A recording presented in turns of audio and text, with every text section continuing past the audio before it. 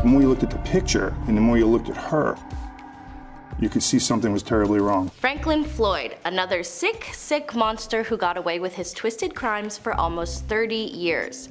After his stepdaughter and putting her through absolute hell for decades before he finally slipped up and was caught. He was a master manipulator and somehow slipped away from every crime he committed until he couldn't run any longer. Buckle in because this case is a doozy. Franklin Floyd was born on June 17, 1943 in Georgia.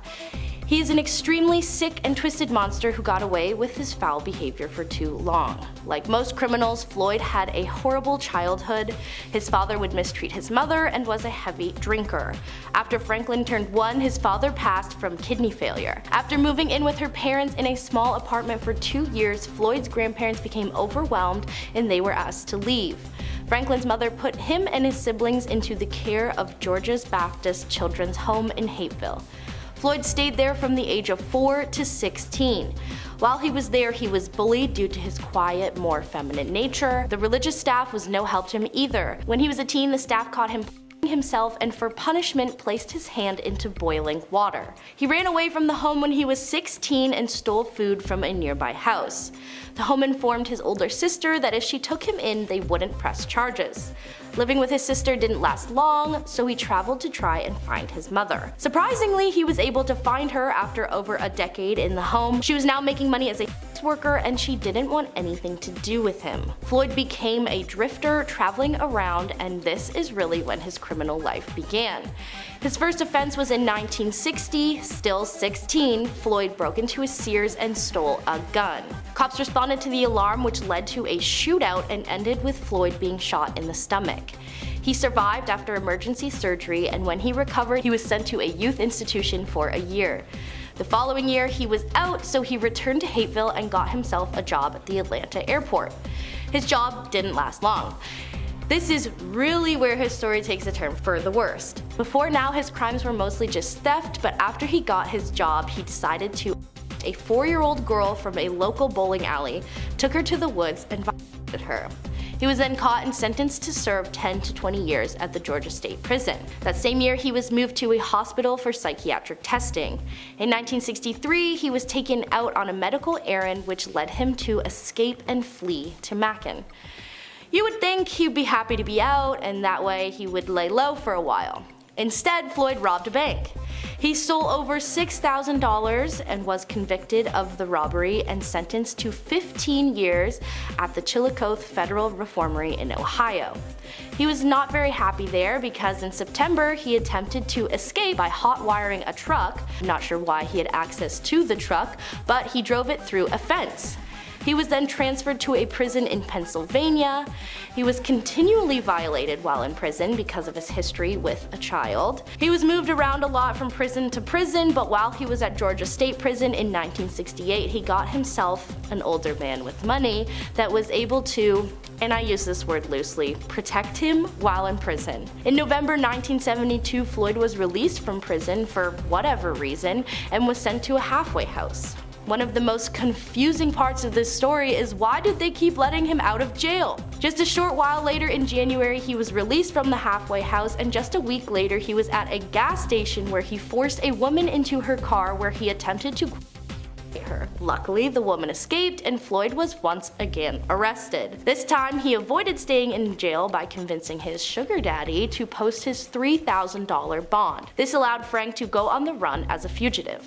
A warrant for his arrest was issued after his failure to show up for court in June 1973. I would also like to remind us all that in June 1973, he would have been a month away from turning 20. The following year, 1974, Floyd, using his alias Brandon Williams, met Sandy Chipman at a North Carolina truck stop. Chipman was the mother of 4 children and was raising them on her own. When Floyd showed up, she fell for him immediately, and just a month later, the two were married. In 1975, Chipman was out shopping when one of her checks bounced. She was sentenced to 30 days in jail, which seems a bit extreme to me, but she served her time with Floyd watching the kids. When she returned home, her husband and children were gone. Floyd had taken the children, put the 2 eldest daughters in the care of social services group, who Sandy found. As for the other two, the young boy Philip, whom she couldn't find and presumed to be dead, had been privately adopted, and Suzanne stayed with Floyd. He always had a liking for Suzanne more than the other children. Sandy tried to go to the police about Suzanne, but was told since Floyd was her husband and their legal stepfather, it was not kidnapping. He found a place in Oklahoma City and changed his name again to Trenton Davis. He got a job and actually enrolled Suzanne in school. She seemed very happy and excelled in school despite all that was going on at home. He would take photos of her and cause her physical and mental harm, as well as allow his friends to do so as well. They lived together for years scot-free until people began to notice the extreme inappropriate behavior he was showing towards Suzanne, his supposed daughter. He decided to flee again, and they both changed their names this time, Franklin to Warren Marshall and Suzanne to Sharon, moving from place to place for a while. They moved to Atlanta during Suzanne's first year of high school, and they stayed there for the entire duration. She continued excelling in her studies and had dreams of working for NASA. By the end of high school, Suzanne had been awarded a full-ride scholarship to Georgia Tech, so close to making her dreams a reality. That was until the scholarship was revoked due to her becoming pregnant. They never proved who the father was, but if you ask me, it seems like Floyd was behind this to keep her from leaving. Franklin made her give up the baby, and for 2 years they continued to move around before deciding to settle in Tampa, Florida. In 1988, Suzanne, now 18, fell pregnant again. This time she was allowed to keep her son and named him Michael. We know that the father this time is not Floyd, but he was not in Michael's life, so he ends up being raised by Floyd. Franklin forced Suzanne into working at a strip club in order to solely provide for them all. She made lots of friends, and they all found it very odd when Franklin would show up to watch his daughter at work, making inappropriate comments about her, including the size of her breasts being too small. Suzanne and her friend Heather began working private parties where he would try to get in so he could watch. Heather was so grossed out and tried to help Suzanne, but Suzanne feared for her and her child's life too much to leave. Franklin would then set eyes on new victim, Cheryl Ann Camesso. Cheryl worked with Suzanne at the club and had dreams of becoming an actress. Knowing this, Floyd tells her that he has connections in the industry. She goes to a fake film shoot, and there he tells her that she must engage with none other than his daughter, Suzanne. He then attempted to hurt her, but she luckily was able to escape. She was so fierce about his lies that she wanted revenge. She reported that he was claiming benefits fraudulently, resulting in them being taken away. Floyd was furious about his money and threatened Cheryl at work. Just a short week later, she was missing. Floyd took her life in a brutal way, but people wouldn't know until years later. This was his first time after many threats that he actually acted upon them. After they leave town again, Floyd, going by Clarence Hughes, and Suzanne Tonya Hughes, this time around, Floyd would also make the decision that he no longer wants Suzanne to be his daughter. No, he wants her to be his wife. He somehow managed to obtain a marriage license, and the two were now married. I'm constantly baffled through this whole case how he continues to get away with everything he does. At this point, it has been 15 years since he took Suzanne, and he is still a federal fugitive on the run. Suzanne is now 20 and falls pregnant again. Floyd makes her give up this child via private adoption, making him $7,000. She gets another job at another club, meets Kevin Brown, and enters a secret relationship with him. Floyd was intense. If Suzanne didn't bring home more than $200 a night, he would hit her. She eventually got fed up and confided in Kevin, who was fully ready to run away with her and be a father to Michael. I wish that is what ended up happening, but Franklin found out about Kevin and decided to punish her. Not long after, Suzanne was hit by a car. The driver of the car was never found, but I think we can all safely assume that the driver was none other than Franklin Floyd. She sustained severe injuries and ended up in a coma. When Floyd visited her, the doctors noticed that he didn't care much that she was stable and alive. While she was in the hospital, her friends from work called to warn doctors and police not to let Floyd to visit her because they thought he was trying to kill her. Due to lack of evidence though, there was nothing that could be done. One of her nurses found Suzanne dead in her hospital bed not long after. This was a shock because she had been doing so well on the way to recovery. Hospital staff were confused and couldn't explain. The night before her death, Franklin had been in to visit her and they were left alone. So presumably Franklin had a hand in that too. She was just 20 years old and had been with Franklin since he took her at the age of 4. Unfortunately, the story of Franklin Floyd is not over yet. Franklin decided he needed to run again, taking Suzanne's son Michael with him. His only problem was money, but that was solved by claiming the 2 life insurance policies he took out on Suzanne just prior to her passing. How perfect. When he went to take the money out, he accidentally gave the wrong social security number. He used the number under his original name, Franklin Floyd, who was a wanted fugitive on the run for 17 years. Authorities tracked him down and he was arrested. Fantastic! Except for the fact that the police knew nothing about what he'd done over the years, just that he has been running since he tried to kidnap that woman at the gas station.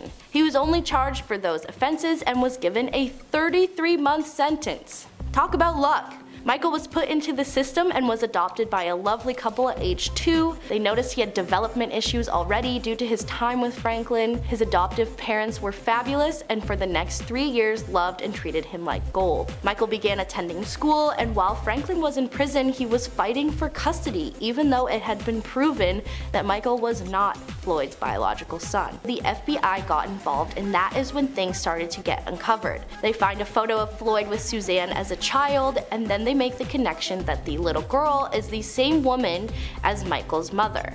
They uncovered all of his inappropriate photos of Suzanne, and they also found photos of Cheryl Ann Camesso, the woman who he murdered 5 years ago. So where is he now? He was charged with the of Michael, for which he was sentenced to 52 years, and for the death of Cheryl, which earned him a spot on death row. Floyd finally saw some justice, but the FBI still wanted to find Michael and figure out the true identity of the girl in the picture. Floyd wouldn't share a single thing about the case, and it took the FBI nearly 20 years to find the answers. In 2014, Floyd made a full confession about the girl he took and her true identity.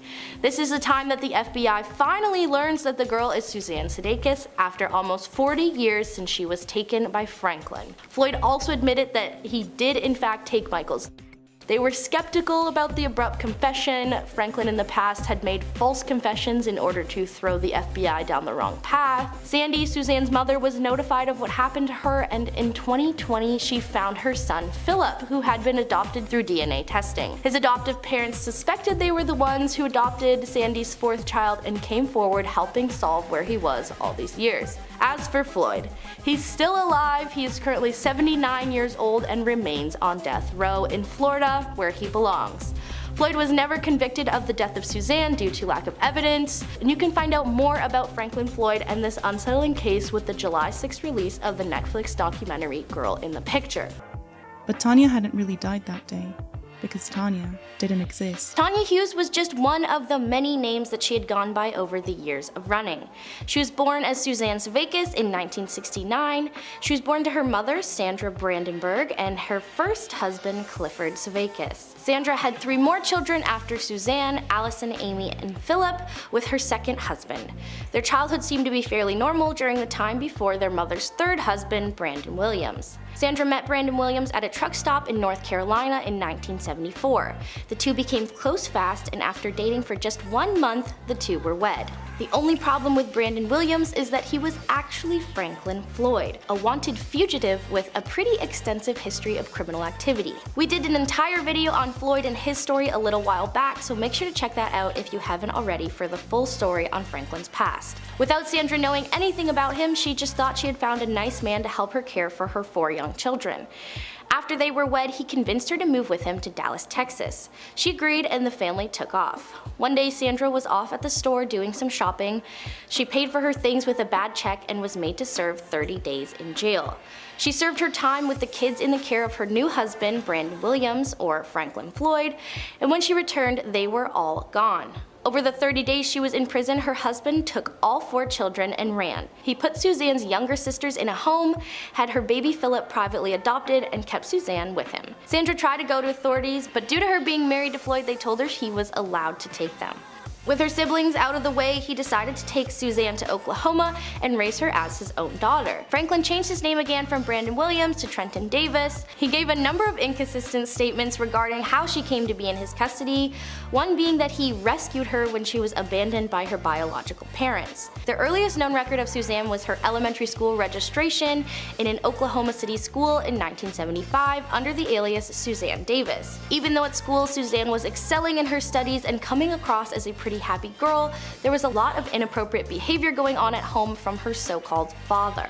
I know he wasn't actually biologically her father, but it's still so sick, and people that they met had no reason to believe that they weren't related. She kept face in public. There were some instances when people would notice the odd relationship and behavior between her and her father, but Floyd always had a solution for that: move away.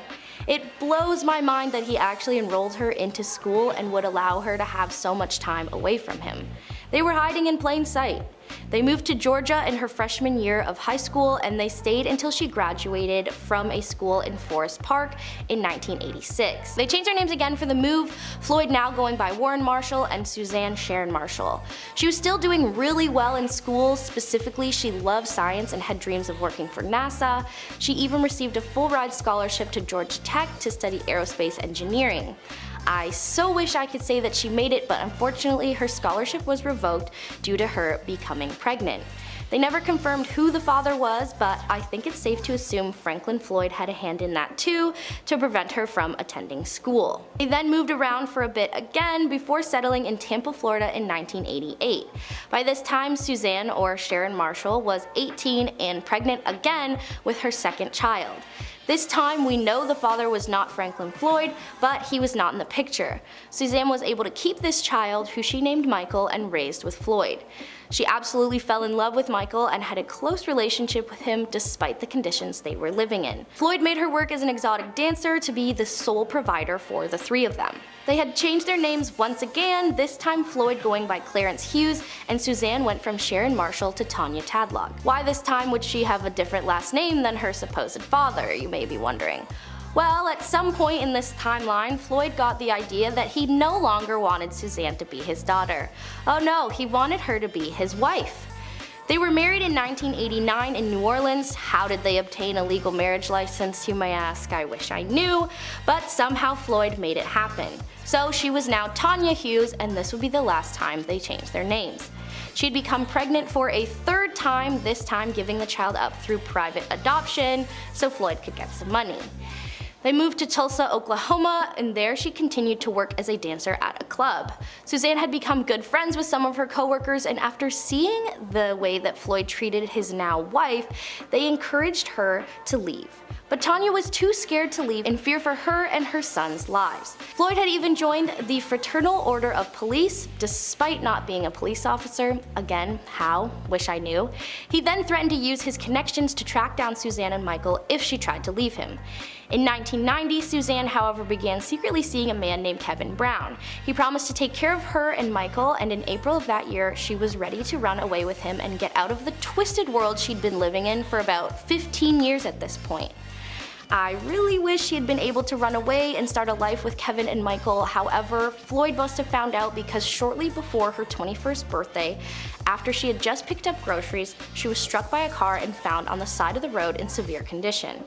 They were never able to confirm who the driver was, but I have reason to believe it was Floyd because every time she was about to have something good, he swooped in and ruined it.